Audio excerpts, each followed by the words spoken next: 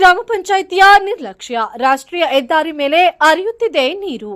ಚಿರಾ ತಾಲೂಕು ಬುಕ್ಕಾಪಟ್ಟಣ ಗ್ರಾಮ ಪಂಚಾಯಿತಿ ವ್ಯಾಪ್ತಿಯಲ್ಲಿ ವಾರಕ್ಕೆ ಒಮ್ಮೆ ಅಥವಾ 4 ದಿನಗಳಿಗೆ ಒಮ್ಮೆ ಪಂಚಾಯಿತಿಯಿಂದ ನೀರು ಬಿಡುತ್ತಿದ್ದು ಕೇಳುವ ಸಾರ್ವಜನಿಕರಿಗೆ ವಿದ್ಯುತ್ ಅಭಾವ, ಬೋರ್ವೆಲ್ಗಳ ಕೊರತೆ, ನೀರಿನ ಅಭಾವ ಇನ್ನಿತರ ಕಾರಣಗಳನ್ನು ನೀಡಿ ರಾತ್ರಿ 10 ಗಂಟೆಗೆ ನೀರು ಬಿಡುವುದು ಅಥವಾ ವಾರಕ್ಕೆ 1 ಗಂಟೆ ಮಾತ್ರ ನೀರು ಬಿಡಬಹುದು, 4 ದಿನಗಳಿಗೆ 1 ಗಂಟೆ ಮಾತ್ರ ನೀರು ಬಿಡುವುದು. ಈ ರೀತಿಯ ಸಾರ್ವಜನಿಕರಿಗೆ ಕೃತಕ ನೀರಿನ ಅಭಾವ ಸೃಷ್ಟಿಸುವ ಮೂಲಕ ಜನರ ಜೊತೆ ಚೆಲ್ಲಾಟವನ್ನ ಆಡುತ್ತಿದ್ದಾರೆ.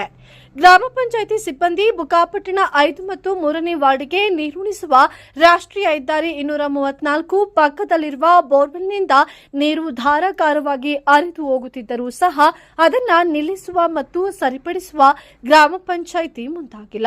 ಸ್ಟಾರ್ಟರ್ ಮತ್ತು ಬೋರ್ವೆಲ್ ನಡುವೆ ಕೇವಲ 4-5 ಮೀಟರ್ ಅಂತರ ಇದ್ದರೂ ಸಹ ನೀರು ಪೋಲಾಗಿ ಹರಿಯುತ್ತಿದ್ದರೂ ಸಹ ಗ್ರಾಮ ಪಂಚಾಯಿತಿ ಸಿಬ್ಬಂದಿ ಯಾವುದೇ ಕ್ರಮ ಕೈಗೊಳ್ಳದೆ ನೀರನ್ನ ಹರಿಯಲು ಬಿಟ್ಟು ಪೋಲಾಗಲು ಬಿಟ್ಟಿದ್ದಾರೆ.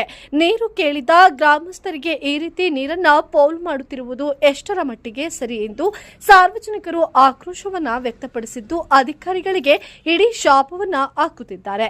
ಈ ಬಗ್ಗೆ ಗ್ರಾಮ ಪಂಚಾಯಿತಿ ಅಧ್ಯಕ್ಷರು ಹಾಗೂ ಪಂಚಾಯಿತಿಯ ಅಭಿವೃದ್ಧಿ ಅಧಿಕಾರಿಗಳು ಯಾವ ರೀತಿ ಕ್ರಮ ಕೈಗೊಳ್ಳುತ್ತಾರೆ, ಹಾಗೆ ನಿರ್ಲಕ್ಷ್ಯ ವಹಿಸಿದ ವಾಟರ್ ಮ್ಯಾನ್ಗಳ ಮೇಲೆ ಯಾವ ರೀತಿ ಕ್ರಮ ಕೈಗೊಳ್ಳುತ್ತಾರೆ ಎಂದು ಕಾದು ನೋಡಬೇಕಾಗಿದೆ.